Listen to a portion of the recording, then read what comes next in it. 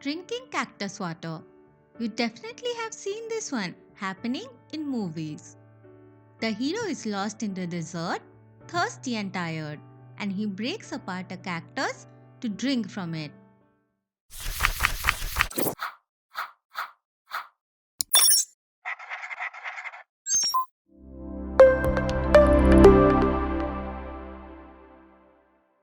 It is true that cactus stores water inside, but what most people aren't aware of is that it also contains a bunch of other chemicals inside.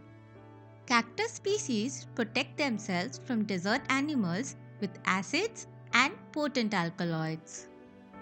These chemicals are not only too harsh for most humans to tolerate, they are also taxing on the kidneys if ingested. The flesh of some cactus species can also cause vomiting, diarrhea, or temporary paralysis, none of which is conducive to your survival in an emergency situation.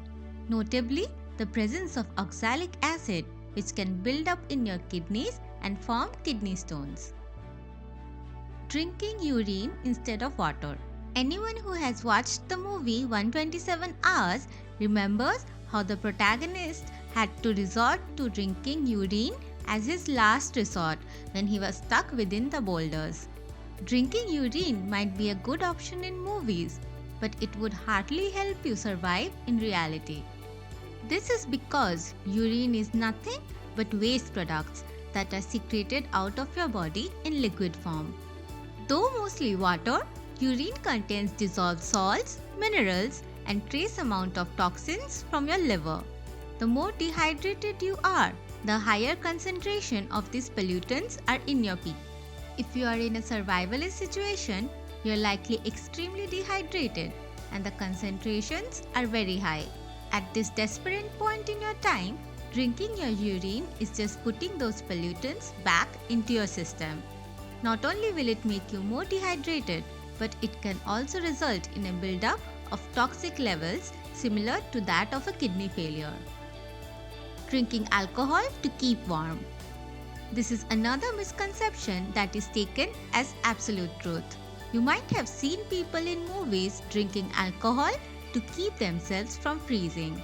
In reality, alcohol is a vasodilator, meaning it dilates the blood vessels in your hands and feet. This sends a rush of blood to our extremities, making us feel warm and flushed. But this phenomenon is counterintuitive when you are freezing.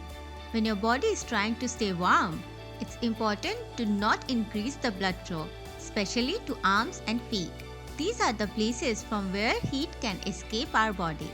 Sucking venom out of a snake bite. Yes, we have all seen it happen 100 times in movies and serials.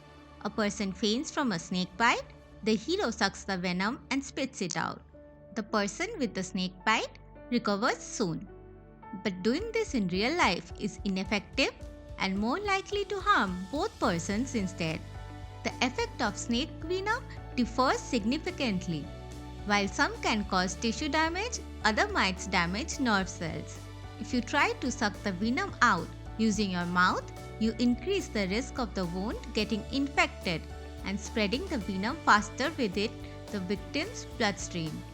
The person sucking the venom is also more than likely to get affected by the venom in their mouth. If you find yourself dealing with a snake bite, the best option is to seek medical assistance as soon as you can. And lastly, you can eat something if you see an animal eating it. This is untrue. While humans are part of mammals, we unfortunately have a massive difference in our digestive systems. Some animals might eat plants that happen to be edible to humans. Still, these same animals can also eat plants that are dangerous to us. This specially goes for mushrooms or berries that are found in the wild. Birds are the worst animals to emulate, as they gobble up a variety of berries, many of which are toxic to humans and would kill us.